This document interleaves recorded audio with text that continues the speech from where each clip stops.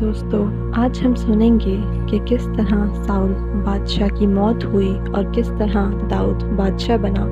یہ اس وقت کی بات ہے جب داؤد اسرائیل کے ساتھ جنگ پر گیا ہوا تھا اور سیموئیل مر گیا اور سبھی اسرائیلیوں نے سیموئیل کی موت پر غم کیا۔ سیموئیل کو اس کے شہر رما میں دفن کیا۔ ساؤل نے مردہ روحوں سے رابطہ کرنے والی عورت اور سبھی لوگوں کو ملک چھوڑنے پر مجبور کیا۔ فلسطینی جنگ کے لیے تیار ہوئے اور شونیم آئے اور اس جگہ کا خیمہ بنایا۔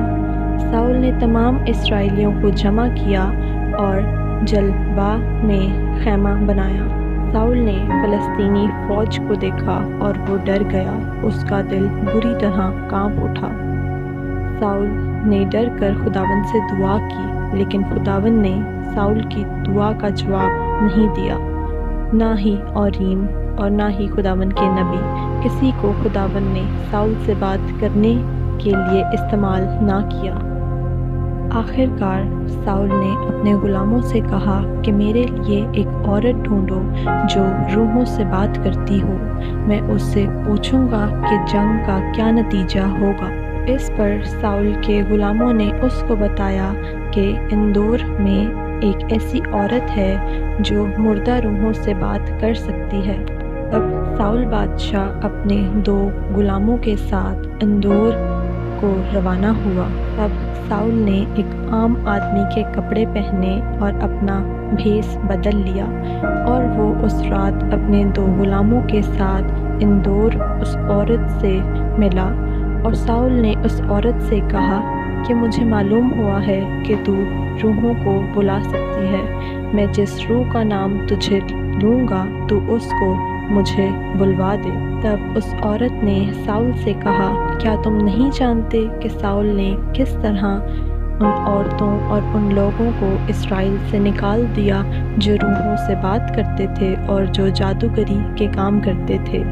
تب ساؤل نے اسے خدا کی قسم کھا کر وعدہ کیا کہ تجھے سزا نہیں دی جائے گی۔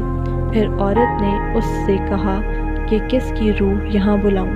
تب ساؤل نے سیموئیل کا نام لیا، اور جب عورت نے سیموئیل کی روح کو دیکھا تو وہ ڈر گئی اور چیخ اٹھی۔ وہ جان گئی تھی کہ آدمی اور کوئی نہیں بلکہ ساؤل بادشاہ ہے، لیکن ساؤل نے اس سے کہا کہ ڈر مت، میں تجھے سزا نہیں دوں گا، بلکہ مجھے بتا کہ تم کیا دیکھتی ہو۔ تب اس عورت نے ساؤل کو بتایا کہ میں ایک بوڑھے آدمی کو دیکھتی ہوں، اور ساؤل کو پتہ چل گیا کہ یہ سیموئیل ہے۔ تب ساؤل جھک گیا، اس کا چہرہ زمین پر ٹیک گیا۔ سیموئیل نے ساؤل سے کہا، تم نے مجھے کیوں پریشان کیا؟ ساؤل نے جواب دیا، میں مصیبت میں ہوں، فلسطینی میرے خلاف لڑنے آئے ہیں اور خداوند نے مجھے چھوڑ دیا ہے۔ خداوند میری دعا نہیں سن رہا، وہ نبیوں یا خوابوں کے ذریعے مجھے جواب نہیں دیتا، اس لیے میں نے تجھے پکارا۔ میں چاہتا ہوں کہ تو مجھے بتا کہ میں کیا کروں۔ سیموئیل نے کہا، خداوند نے تجھے چھوڑ دیا، اب وہ تمہارے پڑوسی داؤد کے ساتھ ہے، اس لیے تم مجھے پریشان نہ کرو۔ خداوند ویسا ہی کر رہا ہے جیسے اس نے تمہارے لیے میرے ذریعے اعلان کیا تھا۔ اس نے تمہاری بادشاہت کو تم سے چھین لیا اور تمہارے پڑوسی دوست داؤد کو دے دیا۔ خداوند نے عمالیکیوں پر بہت غصہ کیا اور چاہا کہ تم اسے تباہ کرو، لیکن تم نے اس کے حکم کی نافرمانی کی، اس لیے آج خداوند تمہارے ساتھ نہیں ہے۔ خداوند فلسطینیوں کو تمہیں اور اسرائیلیوں کو شکست دینے کی اجازت دے گا۔ کل تم اور تمہارا بیٹا میرے ساتھ یہاں ہوگے۔ ساؤل فوراً زمین پر گرا اور وہیں پڑا رہا۔ وہ سیموئیل کے پیغام سے بہت ڈر گیا اور کمزور بھی تھا، کیونکہ اس نے 3 دن اور رات سے کچھ نہیں کھایا تھا۔ فلسطینی اسرائیل کے خلاف لڑے اور اسرائیلی فلسطین سے بھاگ گئے۔ بہت سارے اسرائیلی कोहिस्तान जलबुआ पर मारे गए। फ़लस्तीनी साउल और उसके बेटों से लड़े। फ़लस्तीनियों ने साउल के तीनों बेटों को मार डाला। साउल के चारों तरफ जंग बहुत सख्त हो चुकी थी। तीर बहुत तेज़ी से साउल पर बरस रहे थे। साउल ने अपने खादिम से कहा कि अपनी तलवार ला और मुझे कत्ल कर दे। मैं नहीं चाहता कि ये बुतों को पूजने वाले मुझे चोट पहुंचाएं और मेरा मजाक उड़ाएं। और साउल ने अपनी तलवार से खुद को मार लिया। हथियार लेने वाले ने जब देखा कि साउल मर गया है तो उसने भी अपने आप को मार लिया।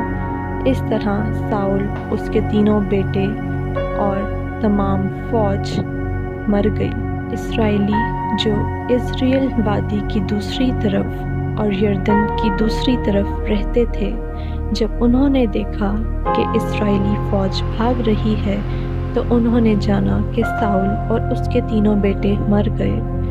तब वो लोग अपना शहर छोड़कर भाग गए और फ़लस्तीनी आए और उन शहरों में रहने लगे।